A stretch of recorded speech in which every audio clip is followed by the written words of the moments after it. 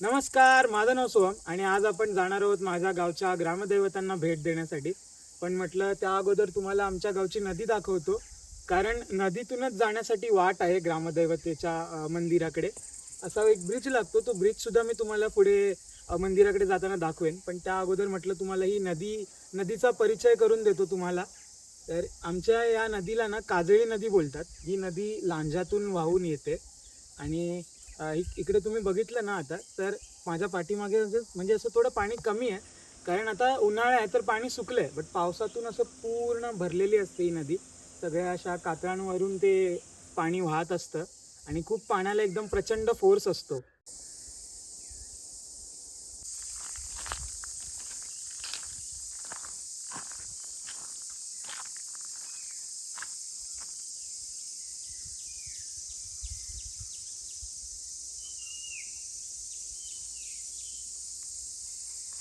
आत्ता तरी आहे ना इथे असा माती टाकून रस्ता केलाय. हा पूर्ण रस्ता असा वरून असा खाली येतो.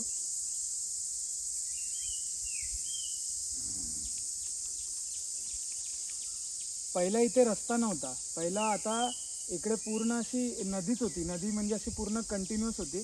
पावसाळ्यात पण हा रस्ता पूर्ण आहे तो खाली जातो पाण्याच्या. पण आता गाडी तिकडे नेण्यासाठी, त्या वाडीत गाडी जाण्यासाठी असा हा मातीचा असा छोटासा रस्ता केलेला आहे. त्याच्यामुळे पावसात तर पाणी पूर्ण वरून जातं, मग ब्रिजवरूनच चालत जावं लागतं. पण आत्ता तात्पुरतं मे महिन्यासाठी गाड्या तिकडे वाडीत नेण्यासाठी त्यांनी असा छोटासा जुगाड केलेला आहे.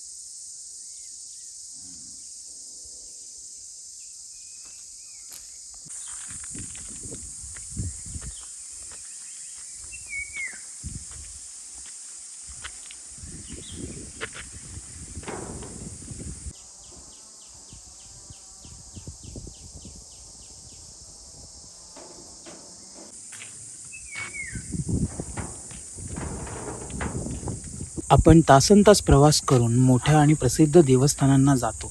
तिथे दर्शनासाठी लांबच लांब रांगा लावतो. पण कधी विचार केलाय का की आपल्या या साध्याशा गावातला आपला ग्रामदेव आपली किती मनापासून वाट पाहत असतो?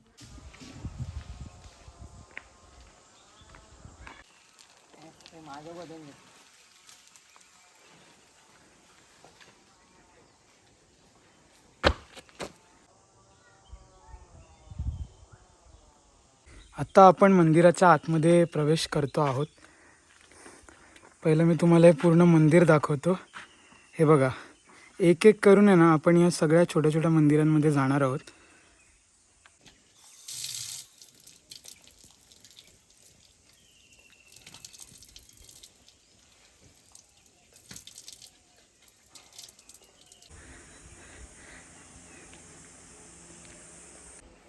तुम्ही या संपूर्ण मंदिराचा परिसर पाहिलात ना तर तुम्हाला व्हिडिओमधून सुद्धा इथे असणारी शांतता जाणवेल.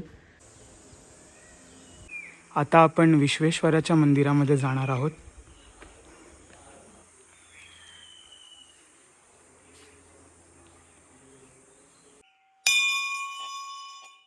इथे येऊन एक वेगळीच शांतता जाणवते. म्हणजे हे जुनं मंदिर, हे सगळं वातावरण, हे सगळं हवंहवंसं वाटतं, कारण हे मनाला शांती देतं.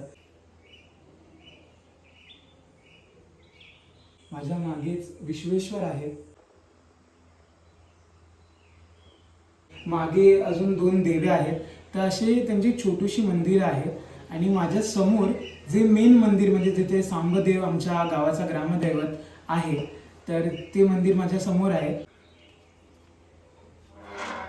पण इथून आधी मला पटकन पटकन जावं लागेल, कारण पाय खूप भाजत आहेत. मगाचपासून मी इथून दोनदा तीनदा आलो आहे, पण पायाला फोड येणार आहेत असं वाटतंय मला. हा, सावली. हा पूर्ण असा खडक आहे आणि याच्या आतमध्ये आहेत बुगादेव. आता बुगादेव यांना का म्हणतात, कारण नदीला ज्यावेळी पाणी यायचं ना, तर जसं पाणी या खडकाच्या असं एंट्रन्सला लागायचं सुरुवातीला, तर असं आख्यायिका आहे की इथून आवाज यायचे गावकऱ्यांना की नदीला पूर आला आहे आणि पूर इथे येऊन लागला आहे.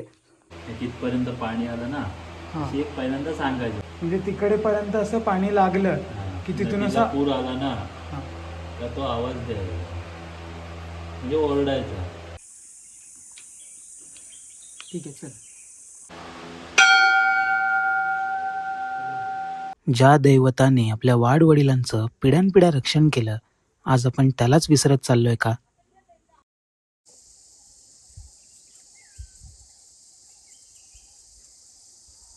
देव फक्त फेमस जागीच भेटतो का, की तो आपल्या या गावच्या मातीत सुद्धा वास करतो?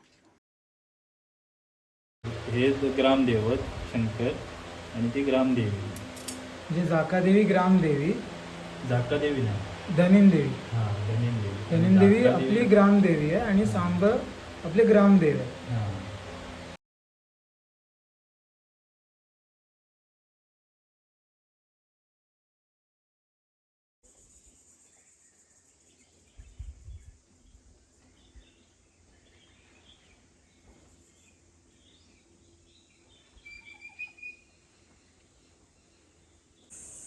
आता मी मगाशी तुम्हाला बोललो होतो की मी तुम्हाला 2 देव्यांची भेट घडवून देईन.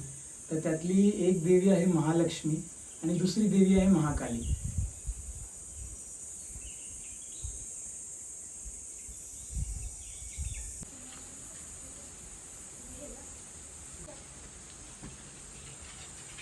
तुम्ही माझ्या पाठी पण पाहू शकता की किती मस्त मस्त झाडं आहेत आणि मागे जे हे सगळे तुम्हाला खडक दिसत आहेत ना माझ्या मागे, ते ॲक्च्युली नदी आहे ती. म्हणजे जेव्हा पाऊस येतो ना तेव्हा जेव्हा पूर येतो तेव्हा ही पूर्ण नदी अशी म्हणजे पूर्ण खडक पाण्याखाली जातात आणि तेव्हा हे मंदिर अजून सुंदर दिसतं. कारण एकदम पूर आल्यावर असं मस्त वाहतं पाणी असतं इथून आणि मंदिराच्या इथून आहे ना खाली नदीकडे जाण्यासाठी एक वाट आहे म्हणजे उतरण्यासाठी. इथून पण आपण डायरेक्ट जाऊ शकतो. पण जर तुम्हाला थोडं जवळून अनुभवायचं तर खाली असा एक पायऱ्या केलेल्या आहेत तिकडे.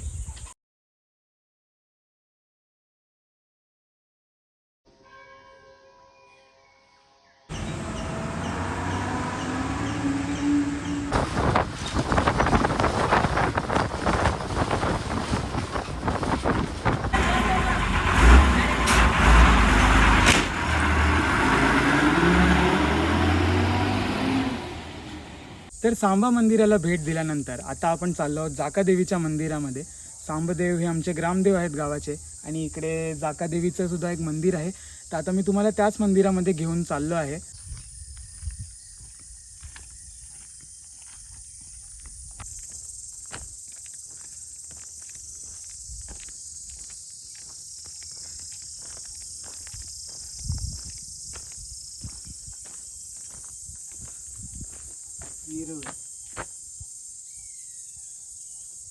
माता जाकादेवी मंदिर. तर चला आता आपण आतमध्ये जाऊया. ते कडी लावलेली नाहीये आणि हे पहा समोरच मंदिर. इकडे दारात एक तुळस आहे, ही बघा. आता ऊन असल्यामुळे एवढं इथे पानं नाही आहे तुळशीला. आणि हे आहे असं समोर मंदिर. आता एवढ्या उन्हातून मी मगाशी आलेलो चालत चालत इथे येऊन आता इतकं शांत वाटतंय ना. म्हणजे हे जे मंदिर आहे याच्या आजूबाजूला घरं नाही आहेत इतकी, वरच घरं आहेत फक्त रस्त्याने वर गेलं की. आणि असं खाली आपण उतरत गेलं की इकडे आजूबाजूला घरं नाही आहेत. ही मागे माझा बाग आहे आणि मंदिराच्या वरच्या साईडला सुद्धा बाग आहे. चला आता आपण मंदिराच्या आत जाऊ. आणि हे बघा,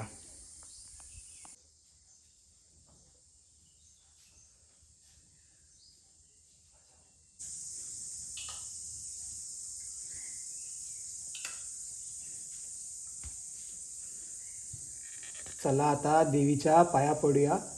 पहिलं कुंकू लावायचं, मग हळद, मग तांदूळ.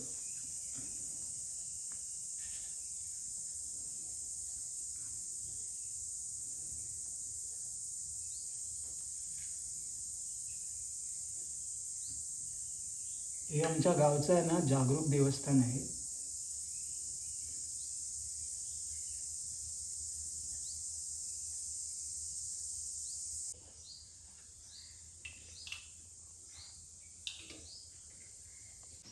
तर आता मी तुम्हाला एक गोष्ट सांगतो जी मला माझ्या आजीने सांगितली होती. किती खरं किती खोटं मला माहीत नाही, पण तिने मला सांगितलं होतं की या मंदिरामध्ये वाघ येतो आणि शेपटी आपटून देवीची आज्ञा घेतो शिकार करण्या अगोदर. म्हणजे त्यांच्या तोंडामध्ये बेडी असते, बंधन असतं, ते उठून कोणाचाही शिकार करू शकत नाही. जोपर्यंत देवी त्याला आज्ञा देत नाही तोपर्यंत ते जाऊन शिकार करत नाही, असं मला माझ्या आजीने सांगितलं होतं. आता हे ऐकायला छान वाटतं आणि असं दैवी वाटतं की वाघ येऊन देवीची परमिशन घेतो. आणि एका अर्थी वाघ बघायला गेलं तर राखणदारच झाला, कारण गवेरेडे येऊन शेत खराब करतात तर वाघ त्यांची शिकार करतो. त्यामुळे ते निसर्गाचं चक्रसुद्धा सुरू राहतं आणि शेतकऱ्याचं शेतसुद्धा वाचतं. तर तुम्हाला हा आजचा व्हिडिओ कसा वाटला हे मला कमेंट सेक्शनमध्ये सांगा. आणि जर तुम्हाला हा व्हिडिओ आवडला असेल तर आपल्या मित्रांसोबत शेअर करा, व्हिडिओला लाईक आणि शेअर करा आणि चॅनलला सबस्क्राईब करा.